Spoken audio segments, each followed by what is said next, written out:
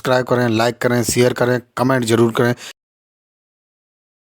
नमस्कार दर्शकों, मैं हूं अमित बॉर्सन और आप देख रहे हैं रेंजर टीवी इंडिया, ना धर्म ना जात, केवल सत्य के साथ। दर्शकों, जिस प्रकार से एक हमारे देश के अंदर एक समस्या उत्पन्न होती जा रही है, लोग अपनी फोर व्हीलर या बाइक वगैरह ले तो लेते हैं, पर वो अपने घरों में नहीं रखते हैं, उनके पास पार्किंग नहीं होती है और इसके कारण उनके आपस में झगड़े भी होते हैं पड़ोसियों में। और आजकल एक चीज़ देखा जाए, जहाँ पार्क हैं बच्चों के खेलने के लिए, वहाँ पर भी गाड़ियाँ खड़ी कर दी जाती हैं और बच्चों को खेलने नहीं दिया जाता है और वो बच्चे भी परेशान रहते हैं। एक समस्या और है इसी पे, जिस प्रकार से अनाप शनाप गाड़ियाँ हमारे देश में खरीदी जाती हैं, शादियों के आसपास ही ज़्यादातर खरीदी जाती हैं। कि हमारे देश में एक चलन हो गया है कि शादियों में गाड़ियों का देना जैसे दहेज के रूप में, और इनके कारण गाड़ियाँ तो खरीद लेते हैं, दहेजों में दे दी जाती हैं, पर उनका उपयोग नहीं कर पाते हैं और खड़ी रहती हैं या 1-2 साल बाद में बिक जाती हैं। इन्हीं समस्याओं को देखते हुए आज हम उपस्थित हैं, हमारे साथ ARTO retire sir Surajpal Singh ji. इनसे हम जानकारी लेना चाहेंगे। सर, जिस प्रकार से नई गाड़ियाँ खरीदी जाती हैं, तो उनके क्या क्या नियम होते हैं जनता के लिए? देखिए, जनता के लिए तो नई गाड़ी खरीदने के लिए एक कॉलम है कि आपके पास में सफिशिएंट स्पेस है गाड़ी पार्किंग के लिए। अभी एक्ट में भी दे दिया गया है जी। लेकिन पालन नहीं होता है इसका।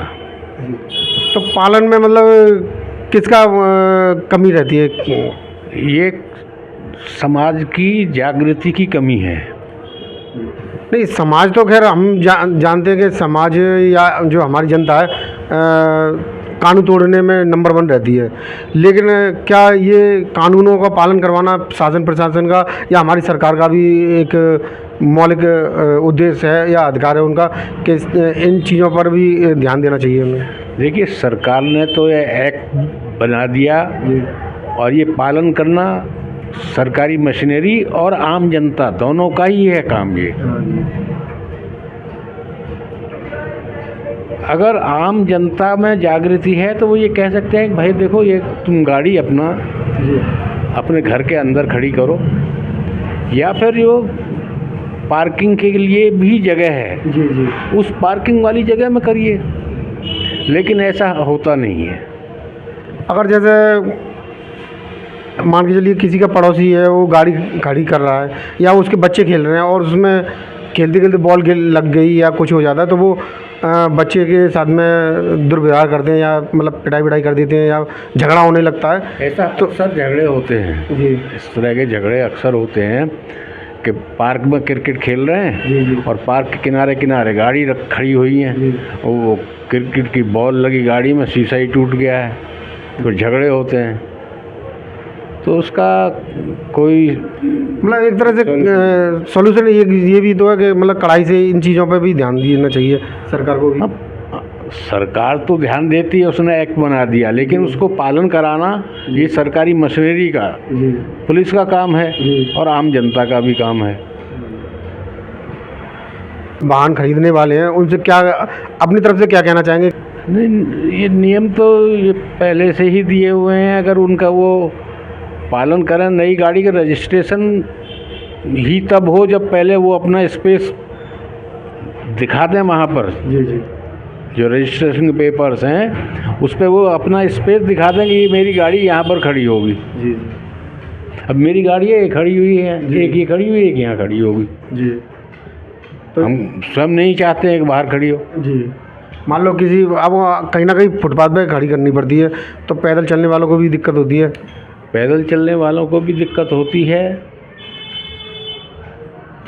अनिश्चित रूप से दिक्कत तो होती है जी।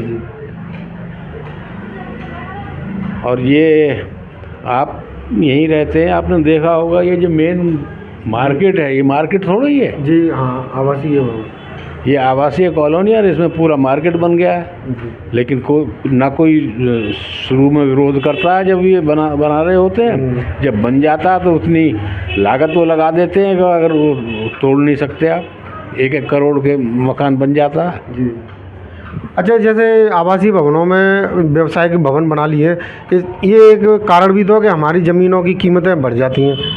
और जैसा कि गरीब लेना चाहे किसी मकान को तो वो नहीं ले पाता, और व्यवसायी वर्ग के लोग ले लेते हैं। दो दो एक मकान को 2 या 3 लोग मिल के ले लेते हैं और उसको मॉल बना देते हैं।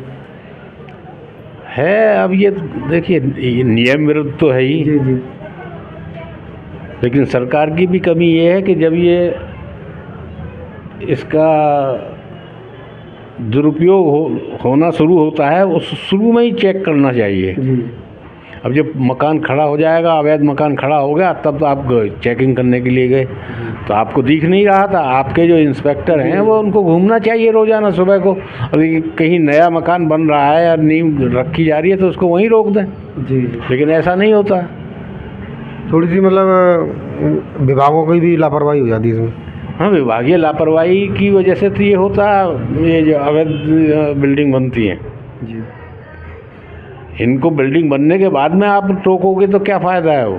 अब जैसे ये कॉलोनी है ट्रांसजमुना कॉलोनी, तो इसके अंदर अब एक ही वर्ग के लोग ज़्यादातर आ गए मकान खरीद के, जबकि इस कॉलोनी में सभी का मतलब सभी वर्ग के लोगों को रहने का अधिकार था और पार्क वार्क बनाए गए थे। लेकिन आज इतना प्रदूषण वगैरह या शोर शराबा होता है तो यहाँ के लोग भी परेशान रहते हैं।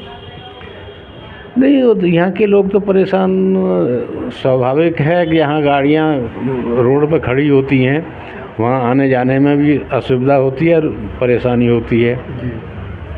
और पार्कों में जो क्रिकेट खेलते हैं, कबड्डी खेलते हैं, घास सूख जाती है, उस पर बाद में सरकार ध्यान देती है तो